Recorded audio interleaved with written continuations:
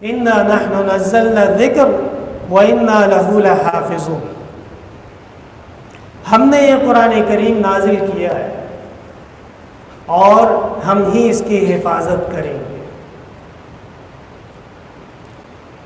قرآن کریم کی حفاظت کیسے ہوئی؟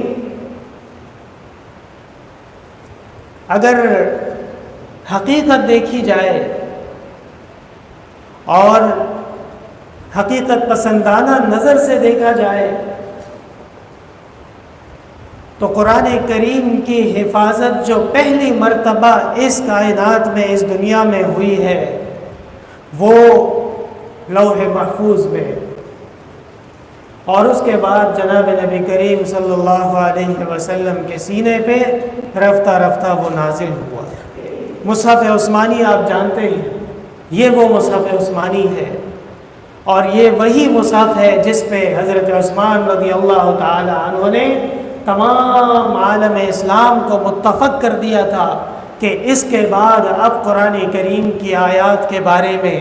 قرآن کریم کی صورتوں کے بارے میں اور قرآن کریم کی تمام سلسلوں کے بارے میں جو اس نسخے میں موجود ہے یہی قرآن ہے، اور اس کے علاوہ کسی کو کوئی بات کرنے کی اجازت نہیں، اور اس پہ امت متفق ہو گئی، اس پہ امت کا اجماع ہو گیا، اور اللہ نے جو ہم پہ نعمتیں فرمائیں ان نعمتوں میں سے یہ ہوا کہ قرآن کریم محفوظ ہو گیا۔ خلیفہ ہارون رشید بہت بڑے اسلامی خلیفہ ہیں، اور ان کی بادشاہت ایک مثالی بادشاہت تھی، پورے عرب میں ان کی بادشاہت تھی، اور ان کی عادت تھی کہ وہ اپنے محل میں علماء، طلباء، پڑھے لکھے لوگوں کو جمع کرتے تھے۔ رات کی مجلس میں بتایا حسن التقاضی فی سیرت الامام ابی یوسف القاضی، امام ابی یوسف کو قاضی کیوں کہا گیا؟ اس لیے کہ وہ ہارون رشید کے چیف جسٹس تھے، اور وہ مذہب کے امام بھی ہیں، اور وہ حنفی، فقہ حنفی کے مدون بھی ہیں، بہت بڑے آدمی۔ تو خلیفہ ہارون رشید کی علمی مجلس میں ایک حسین، جمیل، خوبصورت، فصیح، بلیغ نوجوان آیا، اور اس نے آ کے کلام کیا، باتیں کی، اور بڑی اچھی باتیں کی، پیاری باتیں کی، لیکن افسوس یہ کہ وہ نوجوان یہودی تھا۔ خلیفہ نے خود اس کے ساتھ سلام دعا کی اور اس کو کہا کہ تم اسلام قبول کر لو تو میں تمہارا بڑا اکرام کروں گا اور تمہیں سونے میں تول دوں گا۔ اس نے کہا نہیں، سب کچھ ہو سکتا ہے لیکن اپنے ماں باپ کا مذہب میں نہیں چھوڑ سکتا، اور یہ کہہ کے مجلس ختم ہو گئی، وہ وہاں سے چلے گئے۔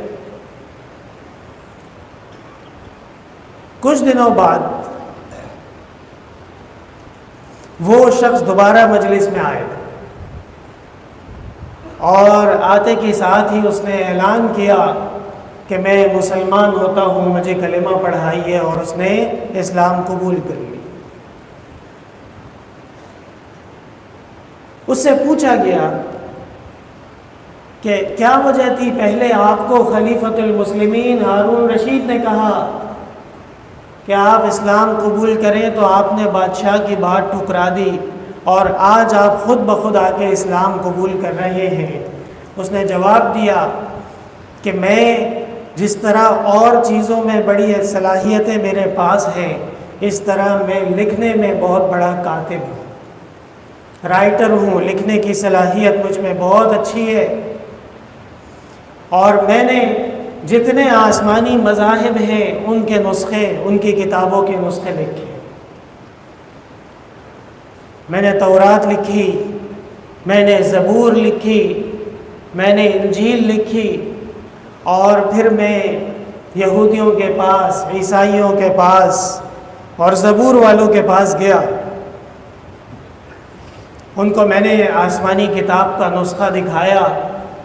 انہوں نے دیکھا، بڑی تعریفیں کی اور خرید لیا بڑے مہنگے داموں، حالانکہ میں نے ان کتاب میں تحریف کی تھی، اپنی طرف سے چیزیں آگے پیچھے کی، لیکن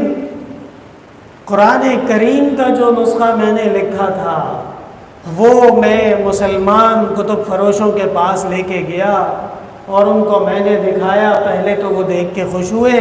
لیکن جب انہوں نے کھول کے کتاب دیکھی، تحقیق کی، تو وہ کتاب فوری طور پہ ہمیں واپس کر دی اور کہا کہ یہ کتاب ہماری کتاب نہیں ہے، یہ بدل چکی ہے۔